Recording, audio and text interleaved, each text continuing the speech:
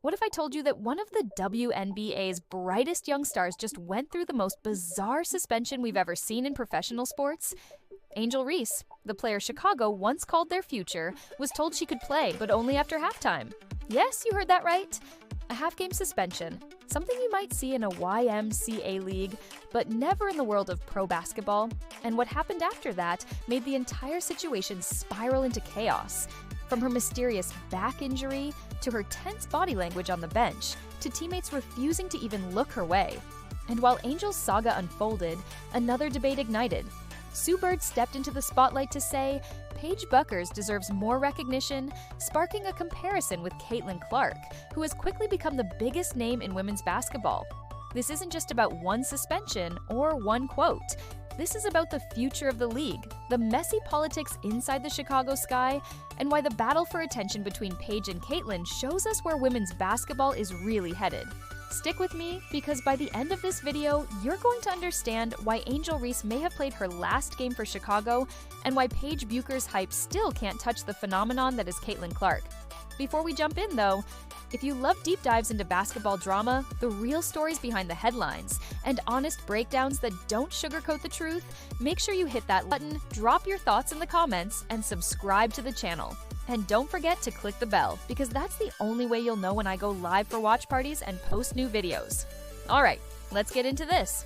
When the news broke that Angel Reese was suspended, fans assumed it was going to be a full-game punishment. That's how it works in professional sports. If you cross a line, you sit out completely, or you pay a fine. But then the Chicago Sky's press release landed, and it shocked everyone. They wrote, because of statements detrimental to the team made by Angel Reese during league-mandated media, she will not play in the first half of the game on September 7th against the Las Vegas Aces. Half a game. Just the first half. The reaction was instant. Fans, media members, even other athletes were confused. Rachel Demita, who covered the story, laughed at how juvenile it felt. She pointed out that the WNBA already struggles with PR, and this type of punishment, along with the poorly written press release, made the league look disorganized and unprofessional. And she had a point. The statement ended with, "This matter has been handled and resolved internally, and we are moving forward as a team." But how is it resolved if your franchise player is sitting on the bench, not warming up, not playing, and clearly unhappy? This wasn't resolution. This was damage control gone wrong. Then came game night. Reese didn't even warm up. No tied-up hair, no stretching. She had a heating pad strapped to her back and looked like she had no intention of stepping onto the floor. And sure enough, she didn't play in the first half. Fans assumed she'd come in after halftime. But then came another bizarre announcement. Right in the middle of the game, the team announced, after serving a suspension during the first half of tonight's game versus the Las Vegas Aces, Angel Reese has been ruled out for the second half due to a back injury. It was almost comical. A back injury that just happened to appear right after her suspension? No one was buying it. Was Reese faking? Maybe not. But did it look suspiciously like she simply didn't want to play after being embarrassed with a half-game suspension? Absolutely. But here's where it gets even messier. Because the drama wasn't just on the press release or the injury report. It was written all over Angel Reese's face. Angel Reese is usually one of the most animated people on the bench. She cheers, she shouts, she supports her teammates loudly. But in this game, nothing. The cameras caught her sitting stone-faced, shoulders slumped, barely moving. She wasn't clapping, she wasn't talking. She looked like she wanted to be anywhere else but there. One clip that spread fast showed Ariel Atkins sitting down right next to Reese. Normally, teammates at least exchange words, nods, or encouragement. But in this case, nothing. Atkins and Reese didn't even glance at each other. That silent gap spoke louder than any argument could. Fans immediately noticed the difference. Social media lit up with people pointing out how unusual Reese's body language was. This wasn't just a suspension. This was a relationship breaking down in real time between a player and her team.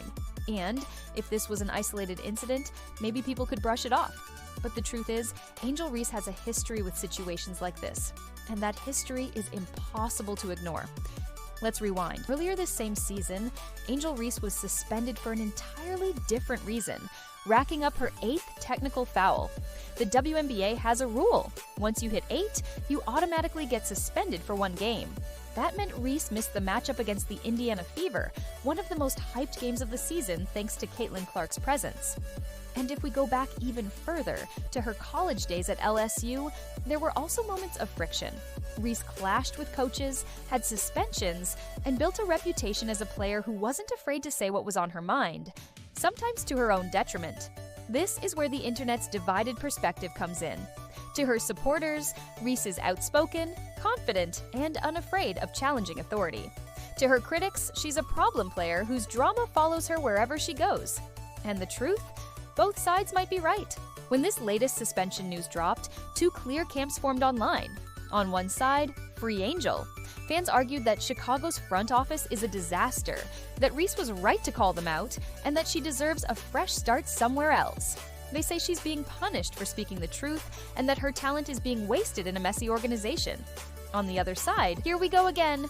These fans pointed out that every team Angel plays for seems to have drama. They resurfaced her LSU suspension. They highlighted her technical fouls. They noted that in her second year as a pro, she's already clashing with her organization in a way that makes her look unprofessional. And honestly, both sides have valid points. Reese did speak truths about the organization, but the way she did it, publicly, during the season, in a way that made her teammates look bad, crossed a line. Even Ariel Atkins, one of her biggest defenders this season, had every right to feel betrayed after Reese essentially threw the team under the bus. So the real question is, how much grace will her teammates give her? And how much tolerance will the organization have for a second-year player demanding veteran-level respect? Because this isn't just about one suspension. This is about whether Angel Reese has a future in Chicago at all. Let's be honest, with only 2 games left in the season, the chances of Reese playing again for the Sky are slim to none. Rachel Demita even said outright, "This looks like the end." And that's tragic, because Reese was having a much better season than her rookie year. Her numbers were up, her impact was visible, she was improving. But the suspension, the injury drama, and the locker room tension may have closed the door on her Chicago career. The Sky did make moves last offseason. They brought in new players, they changed coaches, they tried to build around Reese, but nothing worked. And now, instead of being the face of a young, exciting franchise, Reese might be on her way out before year 3. The comparisons to NBA stars like Jimmy Butler or James Harden are fair. Both men forced their way out of teams they didn't like. But here's the difference. Butler and Harden did it with accolades and years of success behind them. Reese doesn't have that cushion yet. She's only in year 2. And when you clash this early in your career, teams start to wonder if you're worth the headache. And just as the Reese drama heated up, another conversation about women's basketball went viral. This time involving Paige Bueckers, Sue Bird, and of course, Caitlin Clark. Sue Bird recently said Paige Bueckers deserves more attention, more recognition, more hype, more coverage. And immediately, people framed it as another Paige versus Caitlin comparison. Now, Paige is undeniably a star. She's skilled, flashy, and has that Kyrie-like handle that makes her exciting to watch. But Rachel Demita made an important point. Every single conversation about another player's popularity eventually circles back to Caitlin Clark. Why? Because Caitlin has become the bar. It's not about looks, it's not about personality, it's not about storylines off the court. It's about basketball. Caitlin Clark pulled casual fans into women's basketball by doing things nobody else was doing. Pulling up from 2 steps past half court, dropping 40 points in tournament games, and dragging Iowa, a program with no national championship history, to back-to-back finals. That's the difference. Paige plays at UConn, a dynasty factory where fans expect greatness. Caitlin made Iowa relevant. That underdog narrative, paired with her once-in-a-generation shooting range, made her magnetic to audiences. Sue Bird isn't wrong. Paige does deserve more love, but coverage isn't a zero-sum game.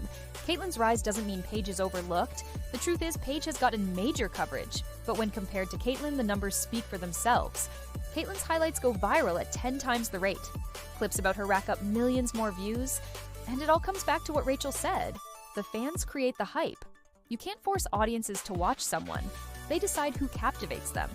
And right now, whether you love her or not, Caitlin Clark is captivating more fans than anyone else. Period. So here we are. Angel Reese is sitting on the bench in Chicago, visibly frustrated, potentially finished with the Sky. The organization looks dysfunctional, the fans are divided, and the internet can't decide if she's being silenced or if she's self-destructing. Meanwhile, Sue Bird is calling for Paige Bueckers to get more love, but the Caitlin Clark effect keeps overshadowing everyone else in the conversation. And that might not be a bad thing, because for women's basketball to keep growing, you need stars that casual fans can't stop watching. Caitlin is that star. Paige is still a star. Angel Reese, with all her talent and controversy, is still a star. The league is young, the attention is growing, but stories like these, the suspensions, the debates, the rivalries, are exactly what's fueling the conversation. So, what do you think? Is Angel Reese being unfairly punished by Chicago, or is she digging her own hole? Does Paige Bueckers deserve Caitlin-level hype, or is the fan interest exactly where it should be? Let me know in the comments below. Don't forget to like this video, subscribe, and hit that bell so you'll know when I post something new. Thanks for watching, and I'll see you in the next one.